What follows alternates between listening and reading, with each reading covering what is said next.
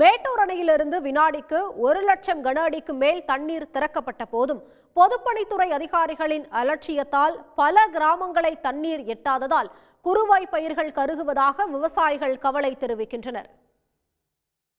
மேட்டூர் அணையிலிருந்து வினாடிக்கு 1,00,000 கன அடிக்கும் மேல் தண்ணீர் திறக்கப்பட்ட போதும் பொதுப்பணித்துறை அதிகாரிகளின் அலட்சியத்தால் பல கிராமங்களை தண்ணீர் எட்டாததால் குறுவை பயிர்கள் கருகுவதாக விவசாயிகள் கவலை தெரிவிக்கின்றனர்.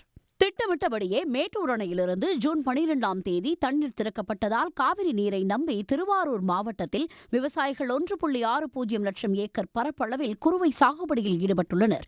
ஆனால் வடிகால்களை முறையாக தூர்வாராததாலும் உரிய வகையில் கணக்கீடு செய்து முறை வைத்து நீர் வழங்காததாலும் பெரும்பாலான பகுதிகளில் ஆயிரக்கணக்கான ஏக்கர் குறுவை பயிர்கள் கருகத் தொடங்கியுள்ளன. குறிப்பாக பாண்டவை ஆறு பாசனத்தில் கூடூர், சேந்தனாங்குடி, கீழக்கூத்தங்குடி, தென்னவராயநல்லூர் உள்ளிட்ட கிராமங்களில் ஆயிரக்கணக்கான ஏக்கர் பரப்பளவில் நெற்பயிர்கள் நீரின்றி வாடுகின்றன. இங்க தண்ணி குருவை சாகுபடி எல்லாமே ஃபுல்லா குருவை போட்டுருக்காங்க. தண்ணி சரிவர வரதில்லை பாண்டையாத்துல. அதனால தண்ணி நிறைய டேம்ல இருந்தும் இங்க புரோஜனம் இல்லாம டயத்துக்கு தண்ணி வயலுக்கு பாய்க்கிறதுக்கான சூழ்நிலை சரியா வரதில்லை. சரியா வாய்க்கால வெட்டாததுனால தண்ணி சரியா ஊருக்குள்ள வரமாட்டேங்குது.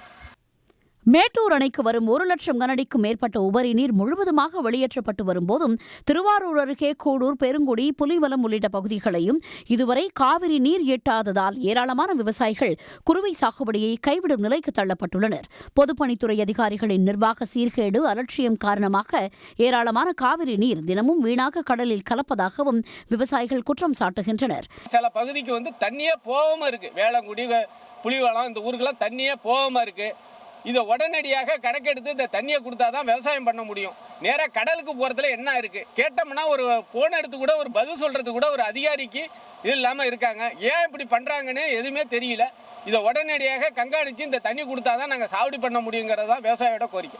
நீர்நிலைகளை தூர்வாரி முறை வைக்காமல் ஆறுகளில் நீர் வழங்கினால் மட்டுமே எஞ்சியுள்ள நெற்பயிர்களை காப்பாற்ற முடியும் என்று கூறும் திருவாரூர் விவசாயிகள் இவ்விவகாரத்தில் தமிழ்நாடு அரசு தலையிட்டு தங்கள் வாழ்வாதாரம் மேம்பட வழிவகை செய்ய வேண்டும் என கூறியுள்ளனர்.